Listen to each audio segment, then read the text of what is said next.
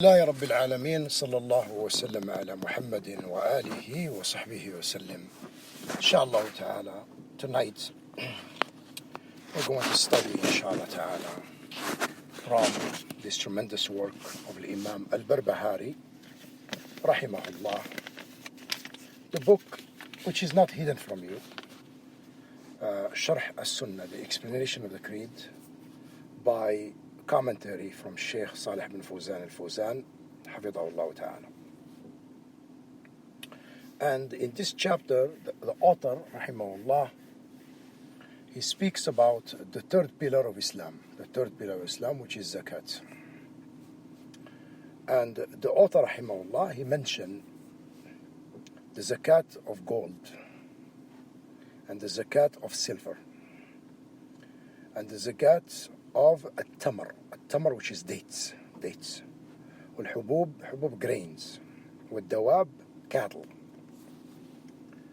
على ما قال رسول الله صلى الله عليه وسلم, upon what the Prophet صلى الله عليه وسلم said, فإن قسمها فجائز وإن دفع إلى الإمام فجائز.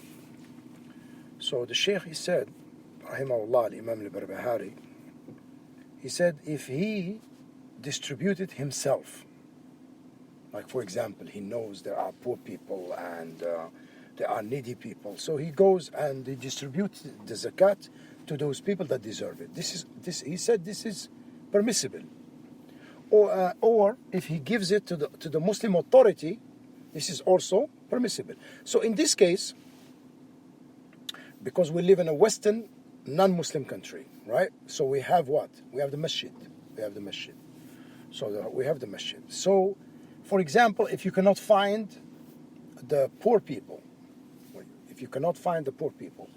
then what you can do, you can give it to the masjid. You can give it to the administrators of the masjid, those who collect the zakat al-mal. And usually in the masjid there should be a box or a safe. Actually, a safe would be better for zakat al-mal, which is the zakat from money, right?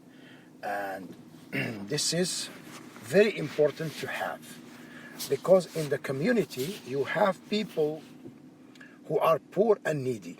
For example, there are people who might be okay for some time, and then they get, for example, laid off, right? You get laid off, and then they run into financial situations. They run into financial trouble. For example, they have to pay, they have some payment to pay, and now they have lost the job. They don't have any income, so they become poor, either poor actually, or they become in the category of those who are needy. So the poor person who doesn't have anything, and if he has very little, and the needy person is someone who has but he doesn't have enough. For example, someone who has money to pay the rent, but he doesn't have the money to pay the bills and the food and the like. So this type of individual, you can give them the zakat. You can actually give them the zakat. Likewise, the widows. The widows are those women who lost their husband. And of course, the children, they will be considered what? They will be considered orphans, yes. They will be considered orphans. So those, they deserve, you give them the zakat. Because they're considered miskin, considered needy, or they're considered faqir, poor, and the like. Likewise, you can give zakat to those in debt. Because debt is very serious. When someone has a debt, they can't even go to sleep. They cannot even go to sleep. So imagine someone has a debt of thousands of dollars. And in certain situations, there are some situations where a person, he is in deep trouble. He will be in deep trouble if he does not pay off the debts. He may even go to prison if he does not. So we have to look when we give zakat, we have to have knowledge about the people who deserve it. We have to have knowledge about that, because people, they go by priorities. For example, I will give you an example. If I know two people, one of them is a family member, and the other one is a friend. He's not a family member, he's just a friend. Who do I give it to? I give it to the family member. I give it to the family member because of his closeness to you. Because of his closeness to you. He could be an uncle, he could be an aunt, he could be a cousin, or somebody like that. Or sometimes it could be your sister or your brother. So it is incorrect to take that zakat and you give it to a stranger. This is not correct. Some people do that. Sometimes giving zakat actually will be a mean to give da'wah. And I will give you an example. You have a family member who is, for example, a grave worshipper. Okay? So a grave worshipper is somebody who calls upon so-called the righteous people. Okay? At the times of trouble, he rushed to the grave of the saint, and he called upon this saint. He calls upon this righteous man to help him out, or things like this. Is shirk billah. This is shirk, because calling upon other than Allah is shirk. Why? Because dua itself is an act of worship. Okay, if it is an act of worship, who deserves it? The one who created us, Allah subhanahu wa ta'ala. So it's not Sheikh Abdul Qadir al-Jailani. And Sheikh Abdul Qadir himself, if he was alive, he wouldn't have liked that. Sheikh Abdul Qadir himself, he would not like that. He would not like that someone will be calling upon him. He's going to say, are you crazy? Call upon Allah subhanahu wa ta'ala. Don't call upon me. So he's not going to like that, Sheikh Abdul Qadir al-Jailani. Now, the ignorant Muslims, they're going to the grave of Sheikh Abdul Qadir al-Jailani and calling upon him to help him out when they are in trouble or the like, or someone is sick, or someone has a wife who doesn't bear children, or something like that. So they go to the shrine and they call upon al-Wali. They call him al-Wali, Wali Salih, the righteous man who is close to Allah. So they call upon him to help him out, which is shirk billah.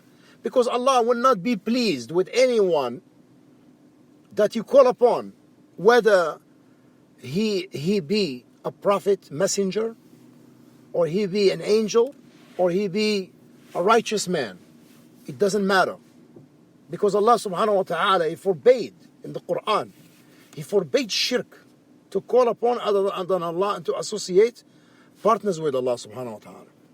Allah said in the Quran, وَاعْبُدُوا اللَّهَ وَلَا تُشْرِكُوا بِهِ شَيْئًا, and worship Allah and do not associate anything in worship with Him. So His statement, anything, subhanahu wa ta'ala, exalted be He, meaning that it is general, whether it is a rock or a grave or a statue or an angel or a prophet or a righteous man or the like.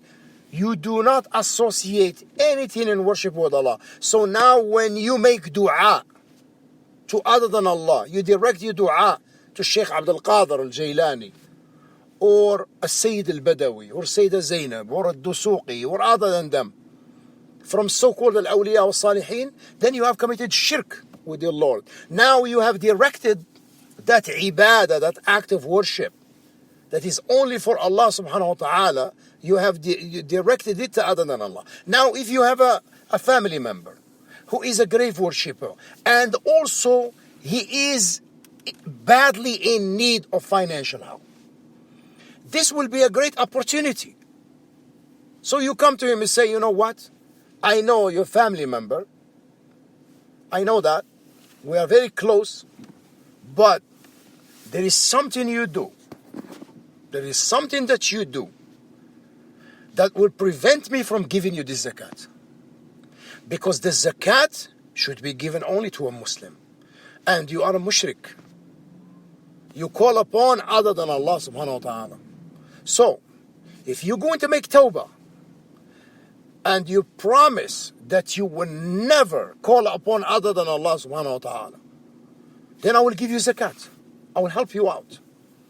If you don't, I will not give you. And if I find out that you're still doing it, and you tricked me or anything like that, I will not give it to you after that. Right? So, this will be a great opportunity to give him tawbah. Say, you know what? I would like to give you this zakat, but at the same time, I don't want you to be calling upon other than Allah subhanahu wa ta'ala. Because if you do that, then you are a mushrik. And I will not give my zakat to a mushrik. I will not give my zakat to, because the zakat is only for the believers. Is only for the Muslims. We ask Allah subhanahu wa ta'ala to grant us all al-ilm al-nafi' wal-amal salih. Alhamdulillahi rabbil alameen. Sallallahu ala Muhammadin wa alihi wa sahbihi wa sallim. Wassalamu alaikum wa rahmatullahi wa barakatuh.